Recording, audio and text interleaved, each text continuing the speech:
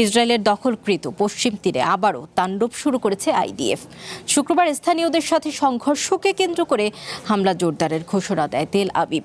এর জেরে শনিবার পশ্চিম তীর থেকে ৭৫ ফিলিস্তিনিকে আটক করেছে ইসরায়েলি বাহিনী। এদিকে পশ্চিম তীরে ফিলিস্তিনিদের উপর সহিংসতার বিরুদ্ধে তেল আবিবে বিক্ষোভে নেমেছেন অনেক ইসরায়েলি। AKS অর্জন করল গিনেস ওয়ার্ল্ড রেকর্ডস। AKS দখলকৃত পশ্চিম তীরে নতুন করে সহিংসতা শুরু করেছে ইসরায়েল। শুক্রবার স্থানীয়দের সাথে সংঘর্ষে জড়ায় দখলদাররা। এতে ৪ ফিলিস্তিনি ও ২ ইসরায়েলি সেনা নিহত হয়। এরপরেই পশ্চিম তীরে হামলা জোরদারের ঘোষণা দেন ইসরায়েলের প্রধানমন্ত্রী বেঞ্জামিন নেতানিয়াহু। শনিবার থেকে শুরু হয় ইসরায়েলি অভিযান।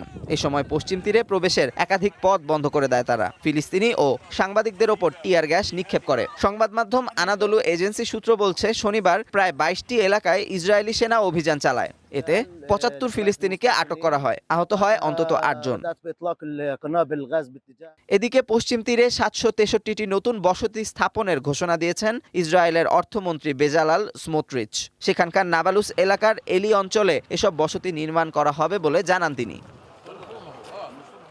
অন্যদিকে পশ্চিম তীরে ইসরায়েলি দখলদারের বর্বরতার প্রতিবাদে তেল আবিবে বিক্ষোভে নেমেছে বহু ইসরায়েলি। মানবাধিকার সংস্থা মাদার্স এগেইনস্ট ভায়োলেন্সের মতে ২০০-র বেশি মানুষ এই আন্দোলনে অংশ নেয়। পরে ওই রাতে ৯ বিক্ষোভকারীকে আটক করে পুলিশ। যুদ্ধের বিরুদ্ধে বেআইনি আন্দোলনের অভিযোগে তাদের গ্রেপ্তার করা হয়। Amanur Rahman, one international desk.